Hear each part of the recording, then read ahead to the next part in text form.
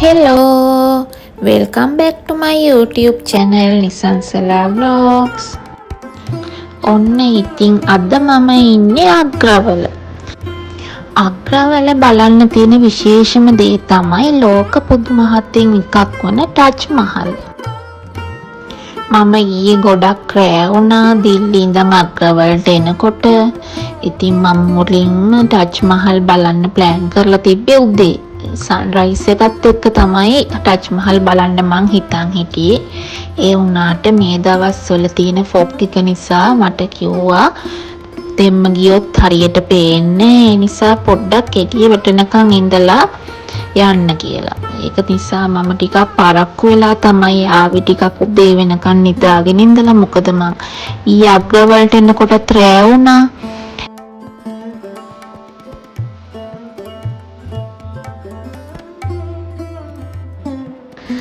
ඔන්න ඉතින් අපි ලෑස්ති වෙලා ආව බ්‍රෙක්ෆාස්ට් ගන්න. බ්‍රෙක්ෆාස්ට් වලට තිබුණා පෝහා රයිස්, ඉඩ්ලි, සාම්බාරු,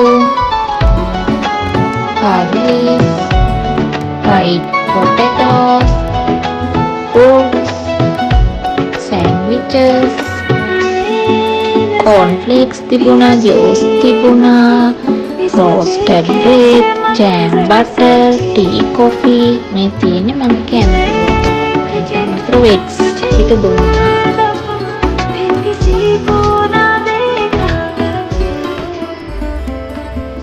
ඉතින් මේ තමයි අපි අග්‍රවල නැවතුන මේපල් ග්‍රෑන්ඩ් කියන හොටෙල් එක.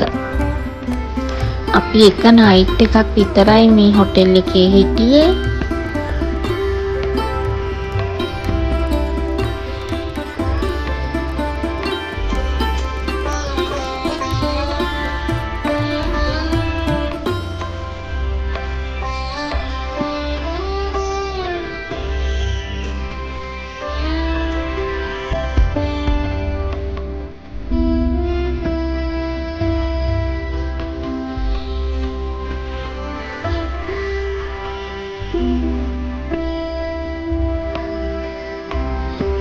ඔන්න දැන් අපේ කා එකත් ඇවිල්ලා තියෙන්නේ අපිව එක්කන් යන්න. දැන් අපි යනවා ටච් මහල් බලන්න. ඉතින් මේ අග්‍ර තියෙන්නේ උත්තර ප්‍රදේශ වල. යමුනා ගඟ අයිනේ තමයි තියෙන්නේ. අග්‍ර කියන්නේ ඓතිහාසිකමය නගරයක්. මේකේ ප්‍රධාන වශයෙන් තියෙනවා ටච් මහල්, රෙඩ් ෆෝර්ට්, ඊට අමතරව ෆේත්ෆුල් සික්‍රි. මේ තැන් තුන තමයි ප්‍රධාන වශයෙන් අග්‍රවල බලන්න තියෙන්නේ. මුලින්ම අපි ප්ලෑන් කරලා තිබුණේ ඇත්තටම උදෙන්ම සන්රයිස් එකත් එක්ක ඇවිල්ලා ටච් මහල් බලන්න. ඒ වුණාට මේ ෆොග් එක නිසා අපිට හරියට ඒ view එක බලා ගන්න බැරි නිසා ටිකක් පරක්කු වෙලා තමයි අපි ටච් මහල් බලන්න ආවේ. මේකට මම ටිකට් බුක් කරපු හැටිත් ඔයාලට අරගෙන එන්නම් කොහොමද කියලා. නූතන ලෝකයේ පුදුම හතෙන් එකක් වන ටච් මහල යුනෙස්කෝ ලෝක උරුමයක්. සුදු කිරිගරුඩ වලින් සෑදූ සොහොන් ගෙයක්. ඉතින් මේ දැවැන්ත නිර්මාණය ඉදි කරලා තියෙන්නේ මොගල් අධිරාජ්‍යයකු ෂාජහන් රජතුමා විසින්. ෂාජහන් රජතුමාගේ ප්‍රියතම බිරිඳ වන මුම්තාස් දේවිය ඇගේ 14 වන දරුණු ප්‍රසූතියේදී මිය ගියා. ඇයගේ අභාවයෙන් පසු ඇය සිහිවීම පිණිස 1632ත් 1653ත් අතර කාලය මෙම ආදරයේ සංකේතය ඉදි කරලා තියෙනවා. මෙහි ප්‍රධාන ගෘහ නිර්මාණ ශිල්පියා විදිහට කටයුතු කරලා තියෙන්නේ උස්තාඩ් අහමඩ් ලහාරි වූ අතර 22000කට අධික ශිල්පීන් පිරිසක් වසර 20කට වැඩි කාලයක් පුරා මෙහි වැඩ කටයුතු කරලා තියෙනවා. මෙය සුදු කිරිගරුඩ වලින් සෑදූ සොහොන්ගයක් වන අතර මෙහි මුම්තාස් දේවියගේ මෘතදේහය මෙන්ම ෂාජහන් රජතුමාගේ දේහයද තැන්පත් කරලා තියෙනවා.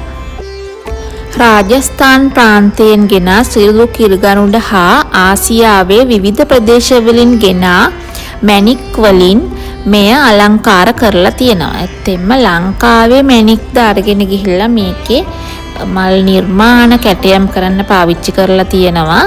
එතකොට ඉස්ලාමීය, පර්සියානු, තුර්කි හා ඉන්දීය ගෘහ නිර්මාණ ශිල්පයේ සංකලනයක් තමයි මේ ටජ් මහල. ඉතින් මෙතනට ආවට පස්සේ මේකේ ඉන්නවා ගයිඩ්ලා ඇවිල්ලා ඕනේද අහලා අපේ පස්සෙන් එනවා. එතකොට ෆොටෝස් ගන්න අය ඉන්නවා. ඉතින් ඔයාලා මේකට යන්න කලින් ටජ් මහල ගැන පොඩ්ඩක් Google එකේ සර්ච් කරලා ගියාම එහෙම ගයිඩ්ලා අවශ්‍ය වෙන්නේ නැහැ.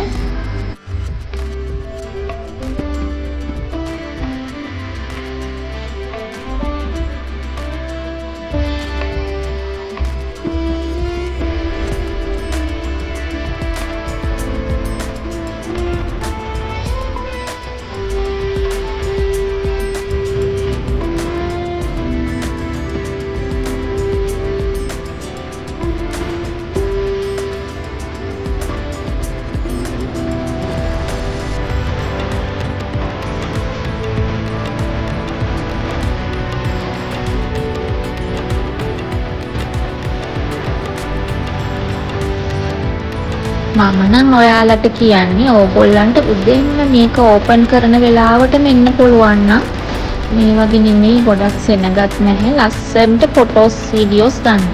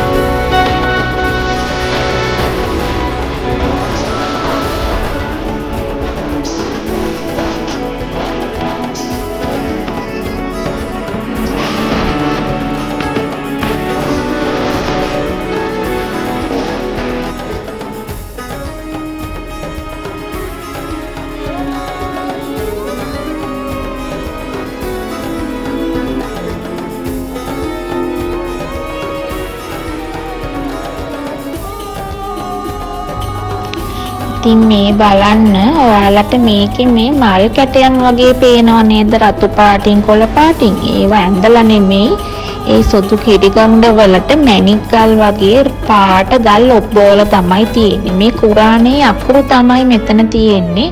බලන්න කොච්චර සියුම් කැටයම් තියෙනවද කියලා. මේ පොඩි දේවල් උනත් හදලා තියෙන්නේ සුදු කිරිගඳ වලින්. පොඩි කැටයන් උනත් හරිම ලෝක පුදුමයක්ම තමයි ඇත්තටම මේක.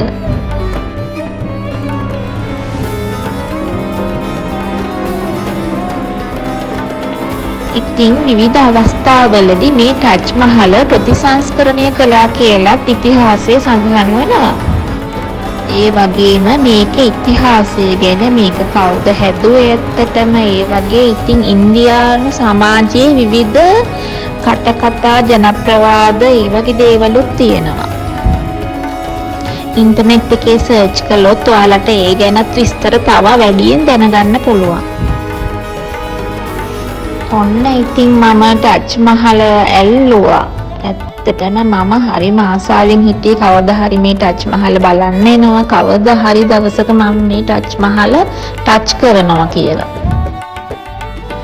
මේ යමුනා නදිය තමයි මෙතන තියෙන්නේ. ඇත්තටම ෂාජහාන් රජතුමා ගම් වතුර කාලෙට මේ නදියේ වතුර උඩ මට්ටමකට එනවා. ඒ වුණත් ඒ වතුරෙනුත් මේ ටජ් මහල ආරක්ෂා වෙන විදිහට තමයි මේක හදලා තියෙන්නේ.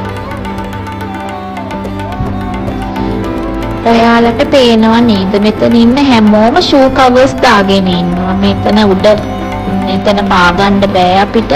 ඒගොල්ලන් එතුල් වෙනකොටම අපිට ෂෝ කවර්ස් දෙනවා. අපි ගන්න ටිකට් එකට මේක ඇඩ් වෙලා තමයි තියෙන්නේ.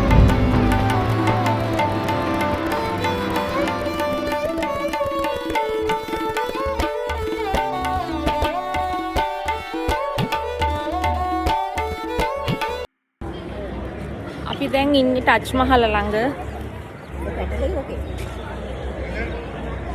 හරිම ලස්සනයි. සුදු කිරිගරුඬ වලින් තමයි මේක හදලා තියෙන්නේ. ටච් මහලට අල්ලනවා. මේ ඔක්කොම සුදු කිරිගරුඬ වලින් තමයි හදලා තියෙන්නේ.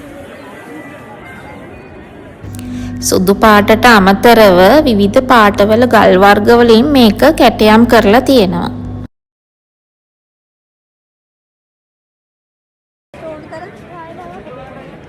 ටච් මහල්